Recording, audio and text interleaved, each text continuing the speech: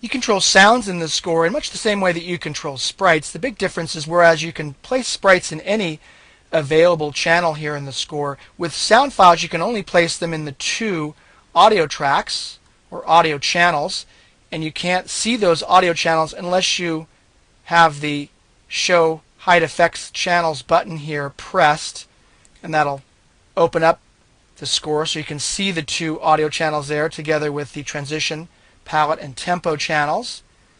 All you do is you simply drag and drop the audio file on the channel that you want, either one or two, and then stretch out the sprite.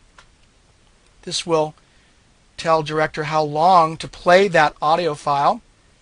The key here is that the sound will only play as long as the playhead is in the frames that contain that sound. So in this case, it's going to get plays after 1 second, and now this time it's staying there, and the playhead will remain in frame 20 until the song has completely finished, and then it will continue down the timeline until it gets more instructions. Now, after a sound begins playing, it plays at its own speed. Director can't control the speed at which the sound plays. If a sound is not set to loop, it stops playing at the end, even if the sprite specifies a longer duration. In other words, if I go up here to my score and I extend this all the way out to, let's say, frame 800, but the song is only long enough to play out to frame 700, it will stop after frame 700.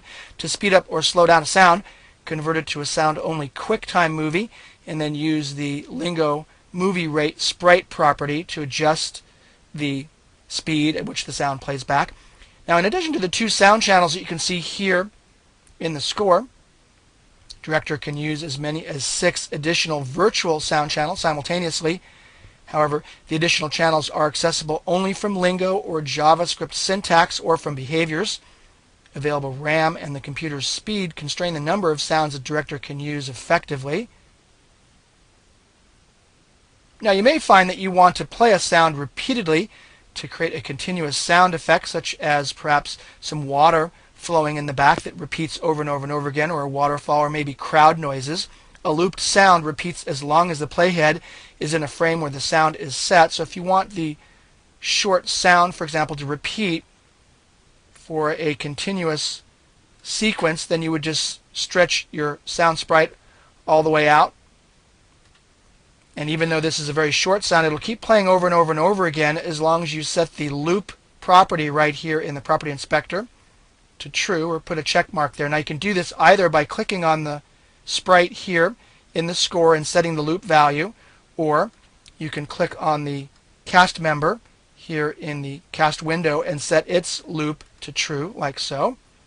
Now there are some sound issues that are different in the Windows version of Director. So let me now move on to the next movie and talk in more detail about some specific techniques you'll need to know about for using sound in Windows.